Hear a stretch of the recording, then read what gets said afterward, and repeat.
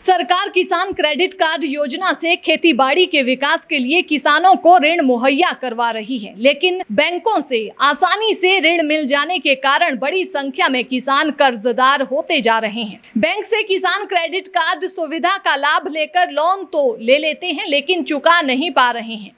देश में किसान क्रेडिट कार्ड सुविधा शुरू होने के बाद कर्जदार किसानों की संख्या लगातार बढ़ने की वजह पर विशेषज्ञों का कहना है कि किसान क्रेडिट कार्ड की सुविधा की शुरुआत किसानों को आसानी से फसली और उपकरणीय ऋण उपलब्ध करवाने के लिए की गई थी, लेकिन किसानों ने इस सुविधा का गलत तरीके से इस्तेमाल किया है।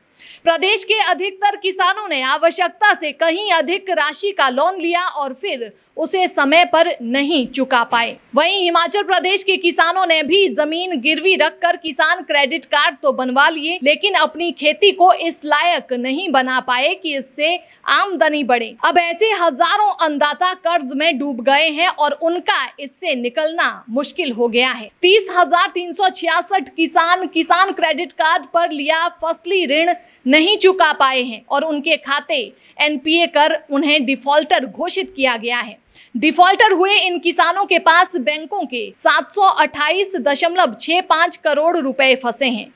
एनपीए घोषित किए खाताधारक किसानों को बैंक नोटिस भी दे रहे हैं। राज्य में 4,36,231 किसानों ने किसान क्रेडिट कार्ड बनाए हैं, जिनसे बैंकों को 7,719.19 करोड़ रुपए वसूल करने हैं, यानी ये कुल ऋण आउटस्टैंडिंग है। किसानों को केसीसी पर कर्ज 4% के आसपास की ब्याज दर पर मिलता है, लेकिन हजारों कृषक अपनी आमदनी दोगुना या तिगुना करने के चक्कर में अपनी हैसियत से ज्यादा ऋण ले लेते हैं, जिसे वे समय पर नहीं चुका पाते। प्रदेश में सार्वजनिक, निजी और सहकारी क्षेत्र के 22 बैंकों ने किसानों को किसान क्रेडिट कार्ड दिए हैं। पंजाब नेशनल बैंक में 9,467, एसबीआई में 5,338, आईसीआईसीआई बैंक में 4,908, राज्य सहकारी बैंक में 3,530, हिमाचल प्रदेश ग्रामीण बैंक में 2,716, यूको बैंक में 2,496,